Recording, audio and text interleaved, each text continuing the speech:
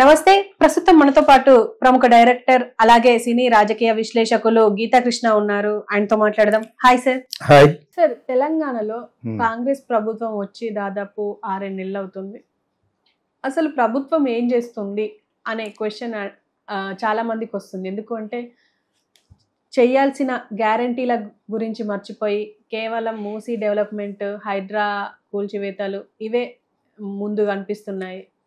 అసలు job calendar లేదు అని చెప్పేసి విద్యార్థులు, యూత్ అంతా బాధపడుతున్నారు. అంటే జాబ్స్ గురించి డిఎస్సి ఇచ్చారు కానీ ఎప్పుడు ఇస్తారో కూడా, ఎప్పుడు నియామకం చేస్తారో కూడా తెలియదు. ఇంకో పక్క గ్యారంటీలు అన్నారు, వాటి గురించి అసలు ఊసు లేదు. ఒక ఫ్రీ బస్సు మాత్రమే కనిపిస్తుంది కళ్ళకి అని మాట్లాడుతున్నారు సార్. ఇలాంటి విమర్శలు వస్తున్నాయి. మీరేమంటారు సార్? యాక్చువల్గా ఈ ఏమీ చేయలేని పరిస్థితులకి 2 కారణాలు. ఒకటి, అంతకుముందు ప్రీవియస్ గవర్నమెంట్ చేసిన అప్పులు ఏ స్టేజ్లో వీళ్ళకి స్వాధీనం చేస్తున్నారు గవర్నమెంట్. ఆ విధంగా టీఆర్ఎస్ కాల్డ్ బీఆర్ఎస్ కూడా పాత్ర ఉంది ఇందులో. ఈయన చేయలేకపోవడానికి కారణం ఇక్కడ కాంగ్రెస్ బీఆర్ఎస్ పోటీలో బీఆర్ఎస్ చేసిన పొరపాట్లు వీళ్ళకి కూడా అనుకుంటాయి. వీళ్ళు అర్జెంట్గా వీళ్ళ దగ్గర అంత డబ్బు ఎక్కడి నుంచి వస్తుంది? చంద్రబాబు నాయుడు అన్నట్టు సంపద సృష్టించాలి. ఓకేనా? సంపద సృష్టించాలంటే ఇద్దరు లంచాలన్నా తీసుకోవాలి. పెద్ద పెద్ద బిగ్ ఫిష్ల దగ్గర పెద్ద పెద్ద ఫ్యాక్టరీలని ఇన్వైట్ చేసి వాళ్ళ ఇన్వెస్ట్మెంట్కి ఇంత అవుతుంది కాబట్టి నీకు 3,000 కోట్లు వర్క్ చేసి ల్యాండ్ ఇస్తున్నాను కాబట్టి మాకు 500 కోట్లు. ఆ విధంగా కొంత సంపద పెంచుకోవచ్చు. ఎనీ స్టేట్ చేసే పని నీ యొక్క ప్రాపర్టీస్ నువ్వు అమ్ముకోవడం కానీ తాకట్టుగానే పెట్టాలి. ఆ విధంగానే జగన్ మొత్తం తాకట్టు పెట్టేసారు అన్నారు అప్పుడు. సో అది చేయాలి, పని చేయాలి, డబ్బులు ఉండాలి కదా. సెక్రటేరియట్లో జీతాలు ఇవ్వాలా, అన్ని డిపార్ట్మెంట్కి ఇవ్వాలా. ప్రామిస్ అందుకనే సుప్రీంకోర్టు ఎలా పాస్ చేయాలంటే, వేగ్ ప్రామిస్లు చేయకండి, ఫ్రీ బీస్ ఇవ్వకండి.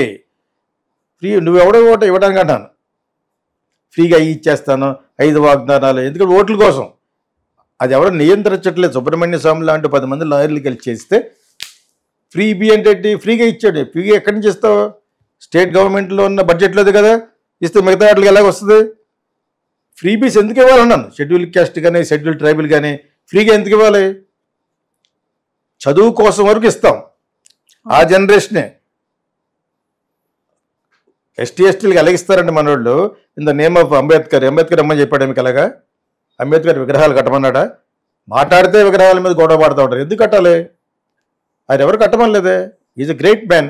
ఆయనతో పాటు చాలామంది కలిసి రాసిందే రాజ్యాంగం అని ఈ మధ్యన బయటకు వస్తున్నాయి. ఆయన ఒక్కరే కదా, నేను ఒక్కడనే అనలేదే. ఆయన కూడా ఒక్కడే అనలేదు. సో ఆయన అనవసరంగా మనం డీమీన్ చేయకుండా ఆయన పేరు చెప్పుకుని చేసే వాళ్ళకి ఎందుకు ఇవ్వాలి మీరు ఉద్యోగాలు? ఫ్రీ ఒకసారి ఇస్తారు. ఇంకా ఒక ఫ్యామిలీలో అయితే నాకు తెలిసిన ఫ్యామిలీ తెలుసు, ఫ్రెండ్స్ అక్కడ 7 IAS ఆఫీసర్లు. ఇంకా వాళ్ళ కొడుకులకి ఇంకా రిజర్వేషనే. ఎలాగిస్తారన్నాను, అది పొరపాటు అన్నాను. సో ఇలాగా స్టేట్ గవర్నమెంట్ చాలా అసలు ఇండియన్ గవర్నమెంటే చాలా రిఫర్మేషన్ తీసుకురావాలి, చాలా సవరణలు చేయాలి, రాజ్యాంగ సవరణ చేయాలి. రాజ్యాంగ సవరణ చేస్తుంటే వద్దనే వాళ్ళు ఒక 50% ఉంటుంది. బీజేపీ చేస్తారంటే రాజ్యాంగ సవరణ చేయకపోతే కాశ్మీర్ మన అయి ఉండేది అప్పుడు. సింపుల్ క్వశ్చన్ అది. అందుకనే బీజేపీ ఆదర్శాలు చాలా మంచి. ఓకేనా? వాళ్ళు ఎక్కడ సెపరేట్ చేశారంటే సెక్యులర్ స్టేట్లో ఉన్న దాన్ని ముస్లింకి ఎగనెస్ట్, వాళ్ళు ఎగనెస్ట్ అని వాళ్ళే దొరికిపోయారు.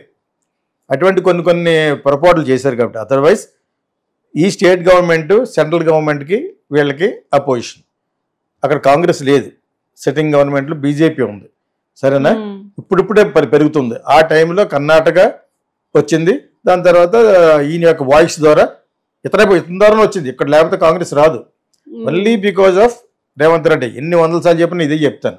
రేవంత్ రెడ్డి రీకన్స్ట్రక్ట్ చేసి మళ్ళీ బాగా చేశాడు కాబట్టి అది ఇక్కడ కాంగ్రెస్ వచ్చింది. ఆ వచ్చిన సందర్భంగా అక్కడ కూడా ఫ్రీ బీస్ అంటే ఫ్రీగా ఇస్తాను 5 వాగ్దానాలు 6 వాగ్దానాలు చేశాడు. ఒక బస్సు అటువంటి ఏదో చిన్న తప్పితే ఏం చేయలేకపోయాడు. ఇక్కడ అంతే, ఆంధ్రాలో చంద్రబాబు నాయుడు అంతే. ఏదో గెలవటం కోసం, ఒడ్డు దాటడం కోసం ఒక పడవను ఉపయోగించుకున్నట్టుగా ఈ ఫ్రీ బీలు పెట్టారు. ఓకేనా? ఆ ఫ్రీ బీలు కరెక్ట్ కాదు అని సుప్రీంకోర్టు పాస్ చేసే వరకు ఏ గవర్నమెంట్లోనూ ఇలాగే జరుగుద్ది. రేవంత్ రెడ్డి స్పెషల్గా కాదు, చేయాలంటే డబ్బులు ఉండాలి కదా. సో దీన్ని డైవర్ట్ చేయడానికి హైడ్రా పెట్టారు.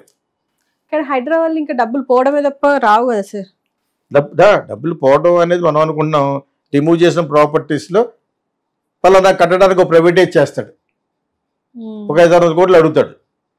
నువ్వు అలా అడగకుండా వీళ్ళు స్వాధీనం చేసుకున్నావు కదా నాగార్జున వాళ్ళను. అలా కాకుండా ఒక పెద్ద ఒక 5-6 ఎకరాలు ఒక 500 కోట్లు అనుకోండి, 500 కోట్లు కాంట్రాక్ట్ ఇవ్వచ్చు 99 ఇయర్స్కి. 99 ఏమో 36 ఇయర్స్ ఇవ్వచ్చు. ఇంకా అంత పెద్ద ప్రాఫిట్లో ఒక 1000 కోట్లు పెట్టాలంటే you have to give for 99 ఇయర్స్కి. అలా ఇచ్చిన ప్రాపర్టీస్ ఉంటాయి. ఇంకా చాలా ఉంటాయి. గవర్నమెంట్కి ఆ ప్లాన్ ఆఫ్ యాక్షన్కి ఇవ్వడానికి ఎంతమంది బిజినెస్ మేధావులు ఉంటారు బ్యూరోక్రాట్స్లోనే, కమర్షియల్గా ఐడియాస్ ఇవ్వమంటేనే. అవి హైడ్రా వలన జనాలు బాధపడేది ఎక్కడ? ఒక సామాన్య మానవులు, మిడిల్ క్లాస్ పీపుల్ దెబ్బతిన్నారు. వాళ్ళు కష్టపడి ఒక డ్రీమ్ హౌస్లో కట్టుకున్న ఫ్లాట్ కానీ ఇల్లు కానీ వాళ్ళు దెబ్బేస్తారు. అది ఒక్కటి తప్పితే హైడ్రా ఇస్ గుడ్. హైడ్రా ఇప్పుడు ఈ సందర్భంలో గుడ్ ఎందుకన్నామంటే సిటీ బాగుపడుతుంది. లేకపోతే మీరు వర్షం ఒక చుక్క కురిస్తే రోడ్లోకి వచ్చేస్తుంది, షీట్ల మీద వచ్చేస్తుంది. ఇన్ఫ్రాస్ట్రక్చర్ పాడైపోయింది. ఎందుకంటే మిగతా చెరువులన్నీ వాళ్ళు కట్టేశారు కాబట్టి. ఇక్కడ ఉన్న చెరువులు మెడ్రాస్ ఎక్కడ లేవట, హైదరాబాద్లో ఉన్నవి. మరి అటువంటి దాన్ని వీళ్ళు ఇంకా మంచిదే. కాకపోతే అది సామాన్యమైనడి యొక్క పొట్ట కొట్టి వాళ్ళ యొక్క ఆర్తనాదాలకి ఇదవుతుందని చెప్పేసి మనం ఇందాక క్వశ్చన్లో చెప్పాం. బట్ హియర్ ప్రభుత్వం ఎటు వెళ్తున్న వాళ్ళను దీన్ని ఆసరాగా తీసుకుని హైడ్రాలో జరిగిన శోకాన్ని ఆధారంగా తీసుకుని బీఆర్ఎస్ మళ్ళీ పుంజుకుంటాం. ప్లస్ ఏమో అక్కడ ఏంటి ఏదో విధంగా బీఆర్ఎస్ నిరికించి బీఆర్ఎస్తో కొలైడ్ అయ్యి దట్ ఈస్ కొయిలేషన్ అయ్యి బీజేపీ కూడా ఫార్మ్ చేయొచ్చు. దాని గురించే కదా కవిత ట్రీట్మెంట్ ఇచ్చారు, జైలు ట్రీట్మెంట్ ఇచ్చారా?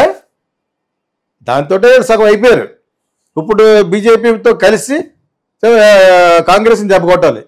పర్టికులర్గా రేవంత్ రెడ్డి దెబ్బ కొట్టాలని మోడీ అనుకోడు. Because is representing Congress. ఇక కాంగ్రెస్ రావడానికి ఆయన కారణం కాబట్టి రేవంత్ రెడ్డి దాన్ని టాపుల్ చేయడానికి చూస్తాడు with the help of BRS. They already started.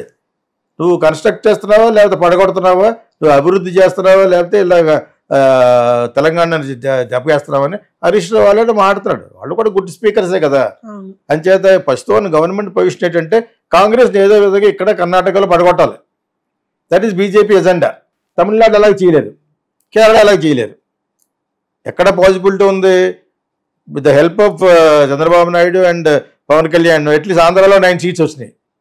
అసలు ఆంధ్రాలో బీజేపీ అనేది ఉంటుందని నాకు తెలీదు, వస్తుందని. మరి వాళ్ళ ప్లాన్ కరెక్ట్, వాళ్ళే కరెక్ట్ మనకంటేనే ప్లాన్ వేశారు. చంద్రబాబు మన పవన్ కళ్యాణ్ పట్టుకున్నారు. పవన్ కళ్యాణ్ అంటే ఏంటి? కాపుల్ కమ్యూనిటీ అంతా పట్టుకున్నట్టు లెక్క. ఒక మీటింగ్కి వెళ్తే 1,00,000 మంది రావడం అనేది ఆ గొప్పతనం ఉన్నా కూడా పవన్ కళ్యాణ్కి. ఇప్పుడు అతను ఎవరిని రిప్రజెంట్ చేస్తున్నాడు? కమ్యూనిటీ రిప్రజెంట్ చేస్తున్నాడు. ఎవరికైతే ఎక్కువ ఓట్లు ఉన్నాయి 37%. ఓకేనా? సో దాంతో కలిసి చంద్రబాబు నాయుడుతో కూడా కలిసి జైల్లో ఉన్నవాడు బయట కూడా పెట్టి జైల్లో పెట్టింది వాళ్ళు. మీకు అర్థమైంది ఇప్పుడు. సో ఈ పాలిటిక్స్లో ఇవన్నీ కూడా సర్వసాధారణం. వాళ్ళు height of politics, dirty politics చేస్తున్నారు బీజేపీ. ఎందుకంటే వాళ్ళు కావాలి. పాలిటిక్స్లో డర్టీ క్లీన్ ఉండదు, అసలు క్లీన్ పాలిటిక్స్ ఉండదు. పాలిటిక్స్ డర్టీగానే ఉంటుంది. సో ఇటువంటి డర్టీ పాలిటిక్స్ ఎవరైనా చేస్తారు. మొన్నటి వరకు బీఆర్ఎస్ చేసేది, వాళ్ళ కొడుకు చేసేవారు, వాళ్ళ అమ్మాయి చేసింది. వాళ్ళని పట్టున్నారు. ఎక్కడ దొరుకుతారో అందరూ లెక్కలో దొరికింది. పట్టుకులా వదలలేదు అసలు, ఉడుం పొట్లాగా. ఎందుకు? వాళ్ళు వచ్చే రేపు వీళ్ళతో కలిసి పోటీ చేస్తేనే కాంగ్రెస్ పడిపోతుంది. రేవంత్ రెడ్డి పడిపోవాలని కాదు, అక్కడ కాంగ్రెస్ పడిపోవాలి. ఇక్కడ కర్ణాటకలో కాంగ్రెస్ పడిపోవాలి. సో దానికోసం వాళ్ళు వేసే మాస్టర్ ప్లానే ఇప్పుడు మనం జరుగుతున్న పర్యవసానం. దానికి తోడుగా ఇది చేయడానికి డబ్బులు లేక అవి లేక ఇవి లేక ఏం చేసాడైనా అట్లీస్ట్ అక్కడైతే చంద్రబాబు నాయుడు అబద్ధం ఆడాడు. 3,000 కంపెనీలు వస్తున్నాడు. 3 కంపెనీలు రాలేదు ఇప్పటివరకు. 3,000. ఆ 3 కంపెనీలు కూడా పారిపోతారు నేను మన కురిసిన వర్షాలు చూసి. అర్థమైందా? అలాగే ఆయన చేయగలడు, మిగతా వాళ్ళు చేయలేరు. అలాంటి పచ్చబద్ధాలు మనం వేరే వాళ్ళు చేయలేరు. ఇప్పుడు ఇక్కడ ఏమైనా అబద్ధం ఆడతాడు రేవంత్ రెడ్డి? సంపద ఎలా సృష్టించగలవు? డబ్బులు ఉంటేనే పని చేయాలి. డబ్బులు లేకపోతే సెక్రటేరియట్లు కూడా పోతారు బయటికి ఈ రోజున. శీతాలు పోద్దు మరి. ఎన్ని వేల కోట్లు ఇవ్వాలా మంత్ తిరిగి వచ్చేటప్పటికి. సో ఇవన్నీ కూడా అందుకనే ఏదో శంకర్ సినిమా ఉంటుంది కదా, ఒక రోజులో సీఎం చేస్తాడు. ఏం సినిమా? అర్జున్ సినిమా. ఒకరోజు సినిమా సీఎం అవుతాడు కదా, ఆ ఒక్కరోజు కూడా చేయలేడు. అంత డిఫికల్ట్ అని. సో ఆ సీఎం పాత్ర అనేది అంత ఈజీ ఏం కాదు. అందులో ఇన్ని పక్కల నుంచి పద్మవ్యూహంలాగా ఇంత అపోజిషన్ ఉంటేనే. బట్ అక్కడికి కూడా maximum Revanth Reddy is trying to do. కానీ ఎలా చేయగలడు? డబ్బులు ఉండాలి. సెంట్రల్ గవర్నమెంట్ బడా భయ్య అన్న కూడా ఎక్కడైనా మామ అని కానీ వంక తోట కూడా మామ అనొద్దన్న టైపు అర్థం మీకు. ఎవరెవరు బొడ్డి గారికి కూడా తెలీదా ఇతనికంటే వయసులో 20 ఏళ్ళు పెద్దవాడు, మ్యాక్సిమం 20 ఏళ్ళు పెద్దవాడు ఆయన వీళ్ళ ఇద్దరికంటేనే. చంద్రబాబు నాయుడు గారి కాదు వీళ్ళ కంటే మన రేవంత్ రెడ్డి కంటే వీళ్ళందరికీ ఆయన చేత ఆయనకి తెలియదా, వాళ్ళకి అందరికీ అన్నీ తెలుసు. వాళ్ళని గైడ్ చేయడానికి కూడా చాలా మంది ఉంటారు. జనరల్గా మోడీ గారు ఎవరి మాట ఎండు, ఒక అమిత్ షా మాట తప్పితేనే ఎండు. ఎందుకంటే ఆయనకు ఆల్రెడీ ఓడబోసాడు గుజరాత్ సీఎం గాను. అని చేత రేవంత్ రెడ్డి నువ్వు పక్క వస్తే హెల్ప్ చేస్తానంటాడు. నీకున్న 30-40 మంది వాటితో పాటు తీసుకురాగలితే ఎక్కడికి బీజేపీలో కలిసిపోవటానంటే అప్పుడు there will be A future. అలా ఊరుకుంటారు. సో ఇప్పుడు ఇదంతా పాలిటిక్స్ ఏంటంటే ఈయన ఆంధ్ర అండ్ తెలంగాణలో బీఆర్ఎస్ని సర్దేశారు వాళ్ళు. బీజేపీ ఏమంటే అది మాట్లాడాలి. ఇంకా కేసు కూడా ముయ్యలేదు, కవిత కేసు ఇంకా ముయ్యలేదు, కేజ్రీవాల్ మీద కేసు ముయ్యలేదు, మనీష్ సిసోడియా మీద ముయ్యలేదు. తెలుసా మీకు? అలా పెట్టారు. అది వాళ్ళ యొక్క స్ట్రాటజీ. అది బీజేపీ ఉన్నంతకాలం వాళ్ళు వేసే స్ట్రాటజీ.